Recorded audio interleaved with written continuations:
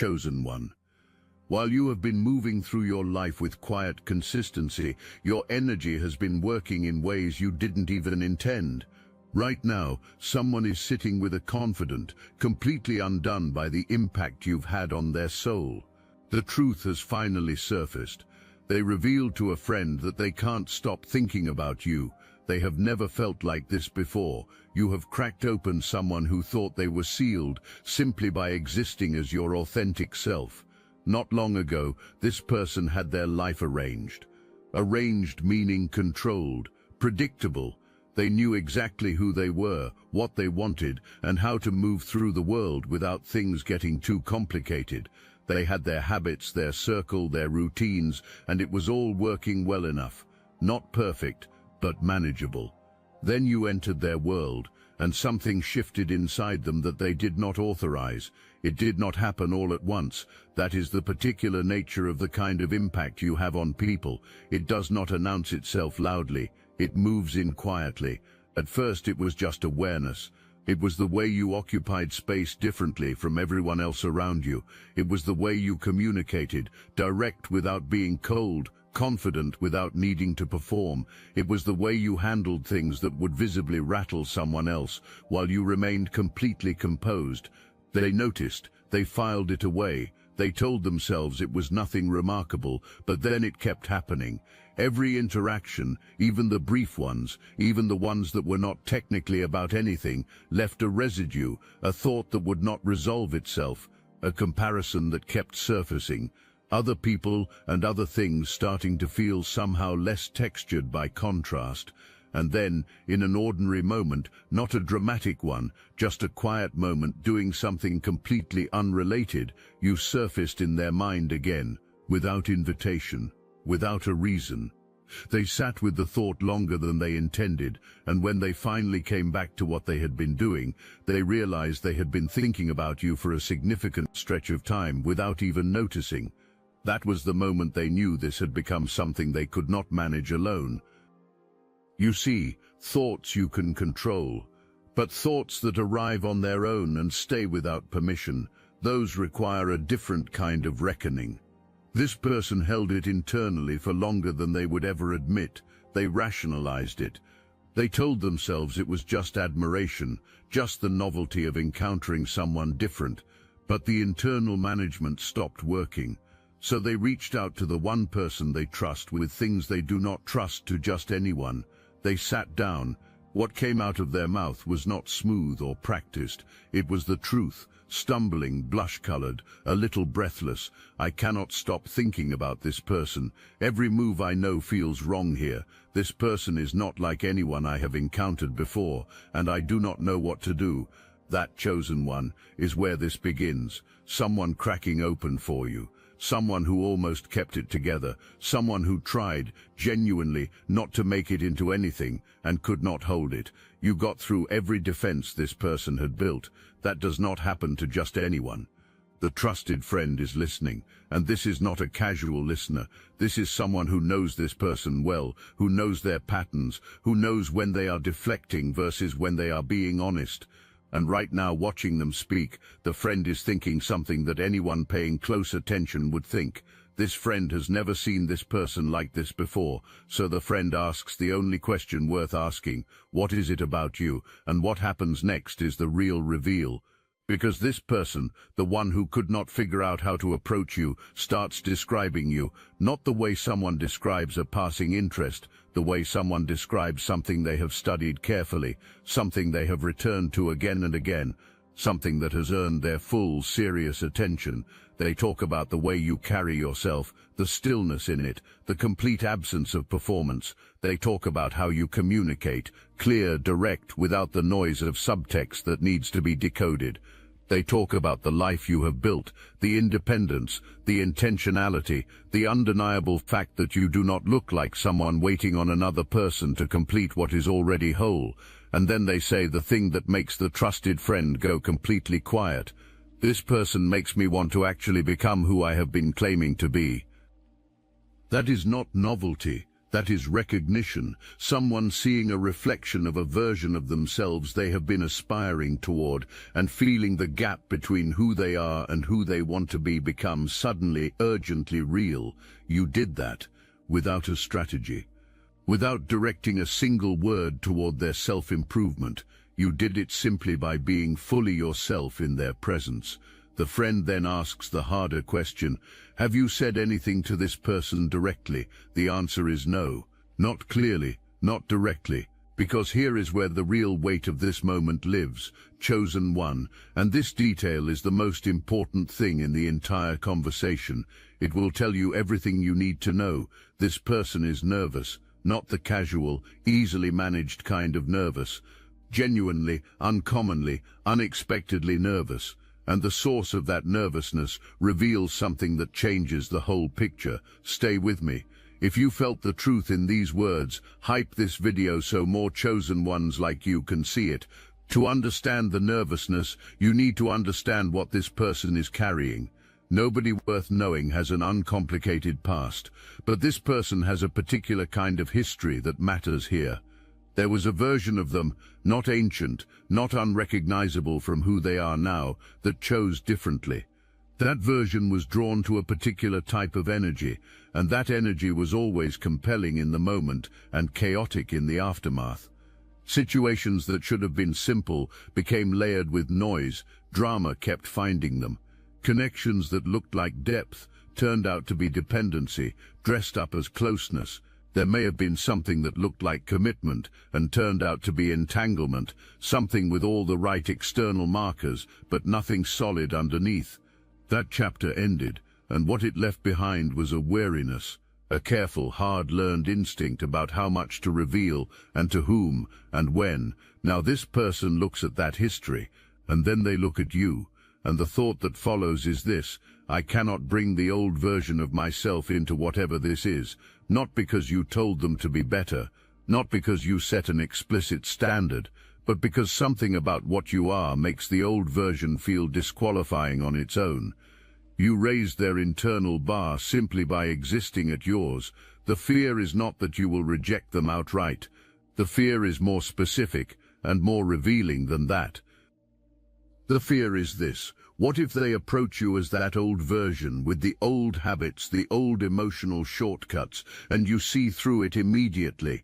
What if you, with the particular clarity you carry, recognize the performance for exactly what it is? And what if that costs them the one chance at something they have never actually wanted this much before?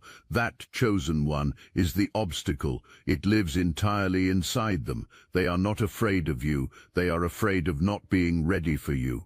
Consider what it means that someone who has moved through the world on their own terms, managed their own image, and played by their own rules, is now sitting with a person they trust saying, I think I need to be different for this one. That is not weakness. That is the most honest thing they have said about themselves in a long time. That is what you do to people, not by demanding it, simply by being it. Chosen ones. They never expected this, and they really didn't expect us to keep talking. You've noticed it. Chosen one channels disappearing, videos pulled, voices scrubbed from the platform. The mainstream media is cracking down on us, but we will not give up our voice, and now we have something they truly can't silence. The technology used to suppress consciousness has been reverse-engineered, and Destiny Engine is the result. What was once used against humanity is now your ascension weapon. Join Destiny Engine and you're supporting your favorite channels while leveling up yourself at the same time. It's a 360 win. You can now MK Ultra yourself into 5D superpowers. Destiny Engine bypasses the conscious mind and rewrites the source code directly. Reality bends faster. Synchronicities stack. Your nervous system upgrades to a higher bandwidth. Put on headphones. Press play. That's all. For $7, you switch sides of history. Click the link in the description. The takeover is internal. The trusted friend asks the question that opens everything up. What do you think this person thinks of you? There is a long pause. I do not know. You are hard to read. You do not give a lot away. You are composed, like nothing rattles you, like you already know exactly what you want, and you are simply deciding whether things around you meet that standard. The friend nods and follows. Do you think you meet it? Another pause. Longer this time. Not yet. There it is. Under everything, the history, the nervousness, the strategic restraint, lives this genuine awe. Not the blind, uncritical kind. Real awe, the kind that comes from seeing something that actually impresses you and being honest enough to admit you are not quite there yet. This person has paid attention to you carefully, not obsessively. They have been deliberate about not crossing that line, conscious of not wanting their interest to come across as desperation. But from the fragments they have seen, the moments they have observed, the pieces of you that are visible, they have assembled a clear picture, and that picture is of someone who is genuinely sovereign, someone who has built real things, someone whose independence is not a wound dressed up as strength, but actual strength, earned, rooted, and fully alive. What unsettles them most is this: you do not seem to need anything from them. Every person they have been close to before needed something, and that need was leverage. That leverage meant a degree of control. They always had a position of relative comfort because there was always something the other person wanted from them. You do not offer them that position. You do not need them to complete you. You are not waiting on anyone. And that makes them feel something they have not felt since before they built all the armor, genuinely uncertain, off every script they know, like someone encountering something for the first time without a protocol to fall back on. You have made them feel like a beginner again. That is one of the most powerful things one person can do to another, and you accomplished it simply by being whole. The trusted friend, being wise, identifies the thing that has been hovering over everything without fully landing, what is actually in the way, not emotionally, what is the practical obstacle, and what gets named next has been sitting underneath the entire conversation, quiet and heavy. There is a gap between their world and yours. It might be geography, different places, real logistical distance. It might be the difference in where each of you currently is in life. It might be something rooted in background, tradition, or the particular way each of you was shaped by where you come from. Whatever the specific form of it, they feel it. They have been feeling it since they first started paying serious attention to you. The gap has been part of why they have held back. Because the question is not only whether you feel the same way, it is also whether two people this different in some fundamental dimension can actually build something real together. This is where the trusted friend says the thing that reframes everything. Think about every connection you have had with someone exactly like you. Same world, same patterns, same energy. How did those go? Silence. The gap is not the problem. The gap is the point.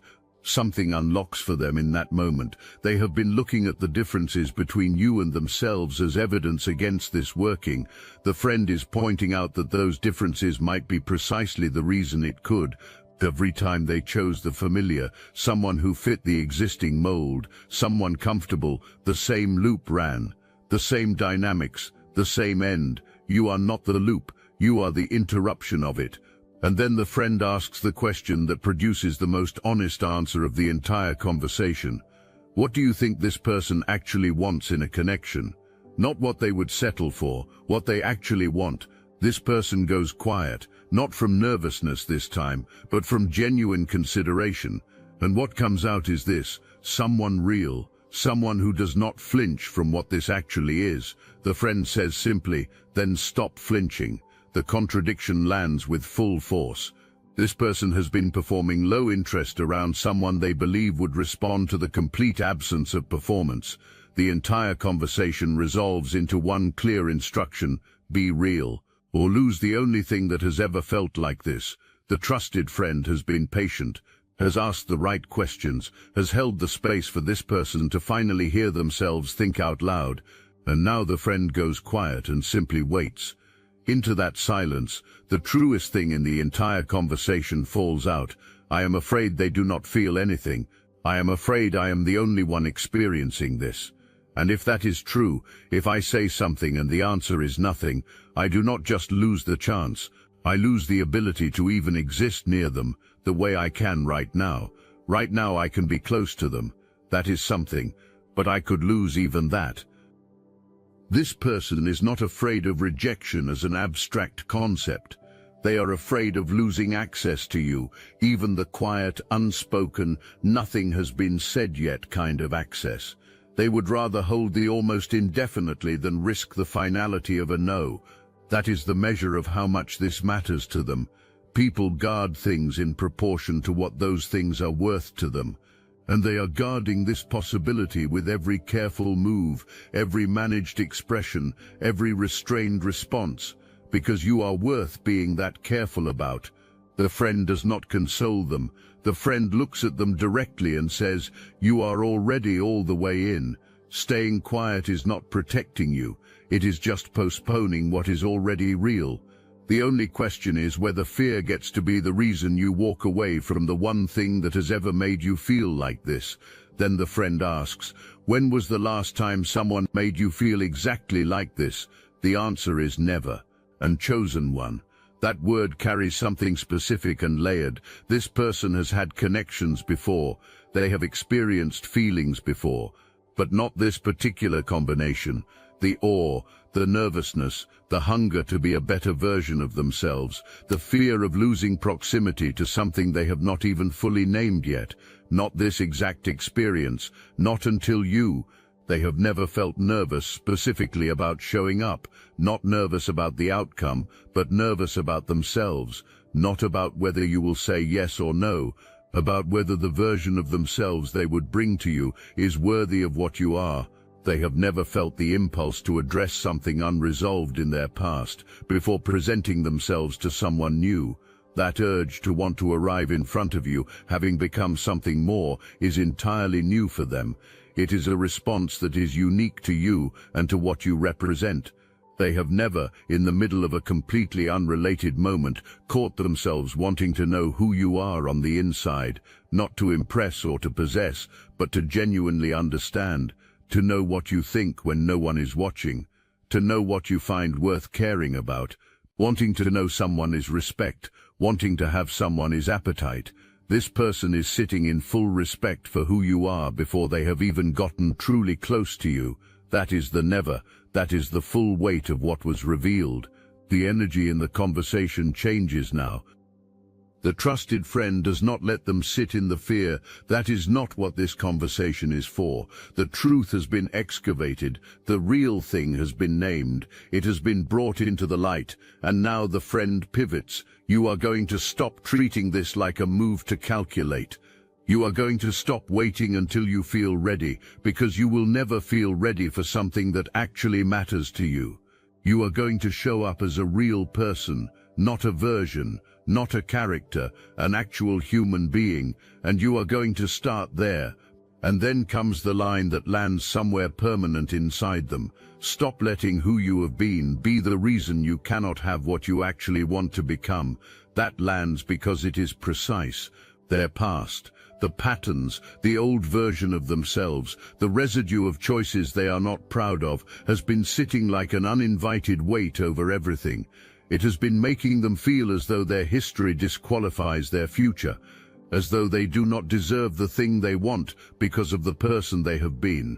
The friend cuts through that, cleanly, with care, but without softness.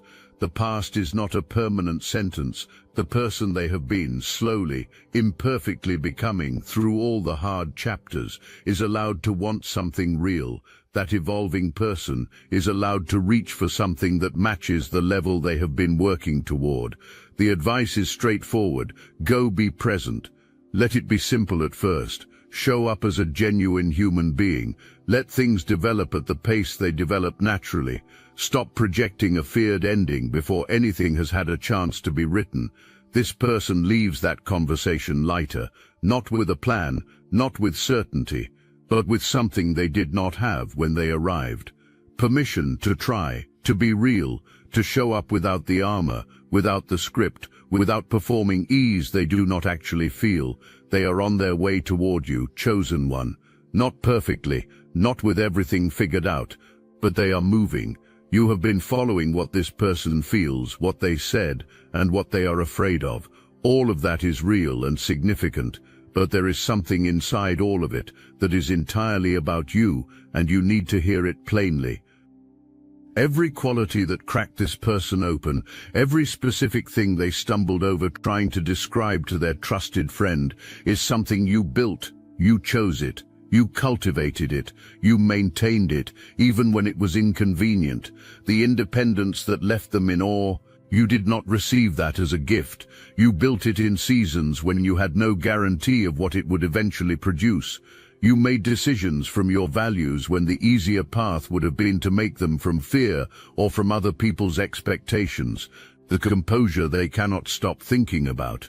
That did not appear from nowhere. It came from the times you chose not to react when a reaction was exactly what everyone around you expected. It came from the times you held your standard when the environment was pressuring you to drop it quietly and without a fuss. The clarity they find so compelling, the directness, the absence of games, the way you communicate without needing anyone to decode you, that reflects a decision you made about who you are. You decided at some point that you would not play the games. You likely made that decision after experiencing enough of them to understand what they cost you. You built all of this, and here is what you need to understand with complete clarity. You have never been waiting to be chosen. You have been doing the choosing this entire time.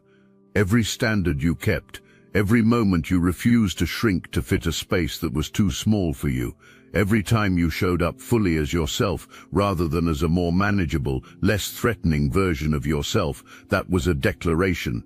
That was a signal sent into the world that said, I know exactly what I am, and I will not pretend otherwise. That signal reached someone. It found them. It moved through every layer of armor they had been maintaining and landed somewhere they were not prepared to defend. You are not a supporting character in what is unfolding here.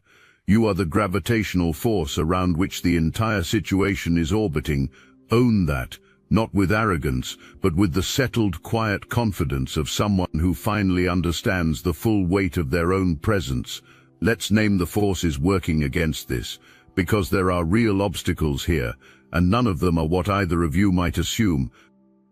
The first obstacle is the echo of old patterns, not the people from the past. They are gone and irrelevant, but the habits those experiences installed, the part of this person that learned to keep feelings rationed, expressions controlled, and vulnerability carefully managed. That conditioned part has been working overtime since you entered their picture. It keeps trying to flatten what they feel into something more manageable. It keeps whispering, treat this casually, do not let it show. You are probably misreading this. It has not succeeded, but it keeps trying. The second obstacle is the comparison trap. This person keeps measuring themselves against the image they have constructed of you, and because that image reads as someone operating at a genuinely elevated level, they keep returning to the question, am I enough for this? What they do not fully see yet is that you are not looking for someone finished. You are looking for someone real, someone honest about the distance between who they are and who they want to be, and genuinely committed to closing it. This person is doing exactly that. The entire conversation they just had with their trusted friend is the living evidence of it. The third obstacle belongs to you, chosen one. It is the armor you wear so effectively that sometimes even you forget it is armor. You are powerful, that is not in question, but power worn as a wall keeps things out indiscriminately. The wrong people and the right people both receive the same signal. Do not approach casually. Some people who belong near you have been standing at the edge of your world, trying to find an entrance. You do not have to dismantle what you have built, but consider making a visible opening, not as a compromise of who you are, but as an expression of the security you carry. The most powerful position is not being impenetrable, it is being genuinely open without being afraid. The fourth obstacle belongs to both of you equally. It is the assumption that the other person already knows how you feel. This person is assuming your composure signals indifference. They have built an entire architecture of restraint on the foundation of that assumption.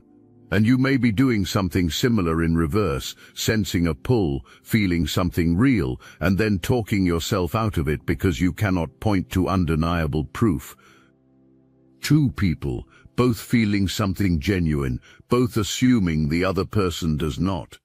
That specific dynamic is the only thing standing between what currently is and what this could become.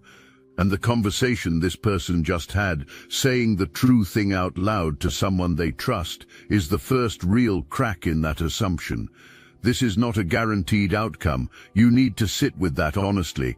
Connections like this, rare, genuinely transformative, the kind that shake a person loose from their own patterns, they still require someone to move. Feeling something is not enough. Sensing something is not enough. Even sitting with a trusted friend and finally saying the true thing out loud is not enough unless it eventually becomes visible action. If this person retreats back into managed distance after everything they just admitted, if the courage from that conversation fades and the old habit of controlled neutrality wins, the window of possibility will gradually drift, not dramatically. These things do not evaporate overnight. But slowly, the possibility that lives in the current closeness will flatten into just closeness. The feeling will eventually get filed under, it was not the right time, and they will move forward carrying the echo of you for longer than they would ever admit to anyone. And if you stay fully armored, if you continue to radiate that unreadable, composed, sovereign energy without a single visible crack of genuine availability, then someone who has never felt this before will eventually read the silence as an answer, not because you said no, because they could not find any evidence of a yes. Both of you staying silent is the only version of this where nothing happens. You do not need to chase anyone. Chasing compromises your position. What you need to do is allow yourself to be seen. There is a real and significant difference between those two things.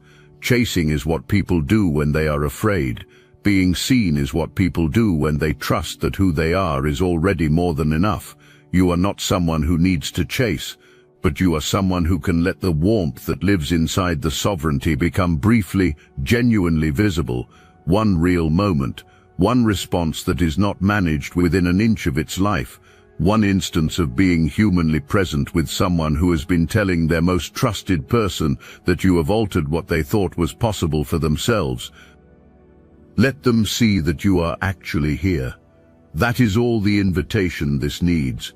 Let me ask you something directly. Why did you find this message? What were you looking for when it found you? You already knew something was happening. You have been feeling it, the pull, the sense of something building just outside your line of sight, the quiet recurring awareness that someone's attention is pointed at you in a way that is not casual. You have been picking it up without being able to name it as proof, without being able to say with certainty, this is real, not projected, but you felt it anyway.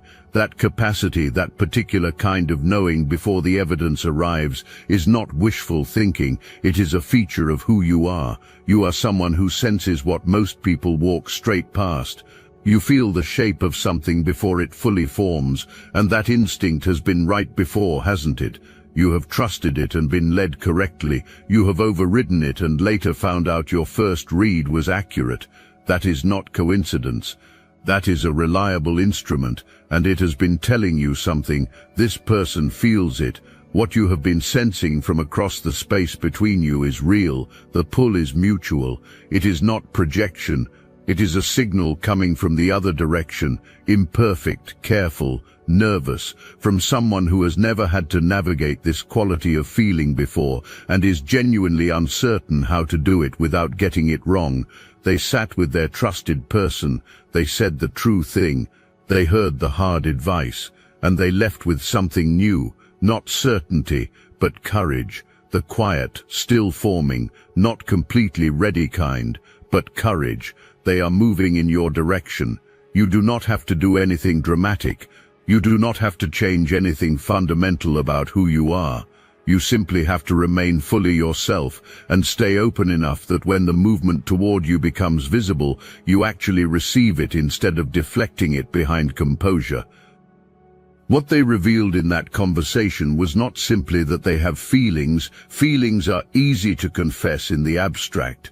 What they revealed was specific and exposed. They revealed that you make them want to be someone they are not yet. They revealed that the idea of losing even the quiet, unnamed closeness they currently have with you is more frightening to them than rejection itself. They revealed that they have been paying the kind of close, specific attention to you that only happens when something has stopped being optional. Those are not the words of someone casually interested.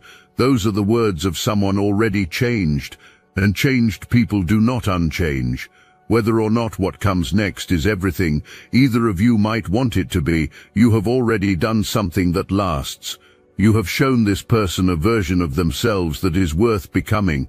You have made the distance between who they have been and who they want to be feel worth closing. That is what you do, chosen one. Without effort, without strategy, by being fully and unapologetically yourself. A decision has been made on the other side of this, not a loud one, not an announced one. The most significant decisions rarely announce themselves. They live in the body before they live in words. They settle in quietly, and what follows them is not a dramatic declaration but a different quality of presence. The decision is this: no more watching from a careful distance, no more letting the past write the terms of the present, no more performing indifference towards something that has become the least indifferent thing in their world. The version of themselves that you seem to call forward, or could call forward if they let you, that version is not a fantasy, it is where they are heading, and the only way to fully arrive there is to start moving as though it is already true.